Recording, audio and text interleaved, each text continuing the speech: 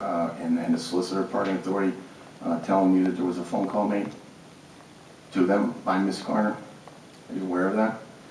You're not aware of that? Mr. Waldron, I believe that he's allowed to make statements here, but I'm just asking a question. Okay. All right. He can ask the mayor, and the mayor can decide if Okay. he wants to respond or not. Mayor, no? I gave you my answer. It was a no? I didn't hear it. No. Okay. So I think in the aftermath of Allentown and Reading, we can all agree that there's a little bit of spotlight on dealing with, and I know there was some conversation. I know it wasn't a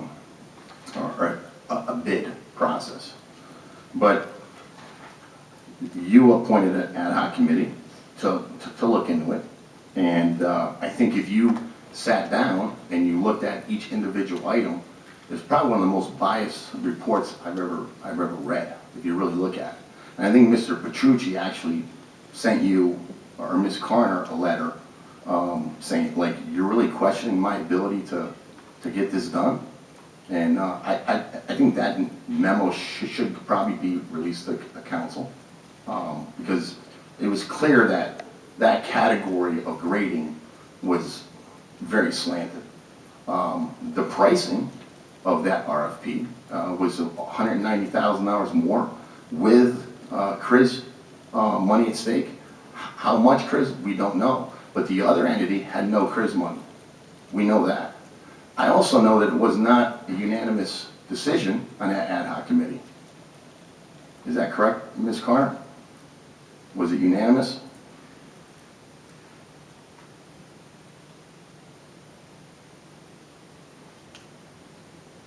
I imagine No. she doesn't intend to Okay. respond.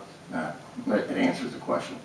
But anyways, my problem, Mr. Reynolds, was this, that after the committee, the ad hoc committee was formed, they wrote up their summary and released it to the parking authority. And the parking authority read it. But the thing that's upsetting and disturbing, especially in the aftermath of Allentown and Reading, is that Ms. Garner, and I know this factual because it was told to me firsthand, called two people on the parking authority board to try to convince them, this is what I was told, to renegotiate with them. Not with both entities, that's the problem. If she called up and tried to negotiate with both, say, hey, you know, you can negotiate with both entities, no problem there. She has the right as part of that committee, and Dr. Van Wert could have did the same thing. But the fact that she told both board members, and you can ask the board members, you know, if what was said, you know that they can negotiate with Nova on the price, specifically the parking issue. I just, and again, it was my opinion, that's extremely unethical.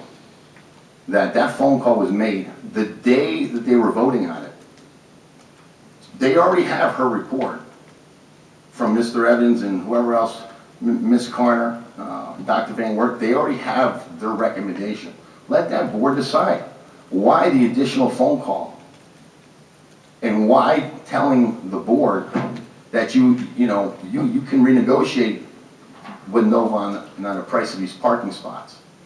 Without mentioning, you can, if it was stated, and from what I was told it was not, that you can negotiate with both of them on the pricing, that's fair.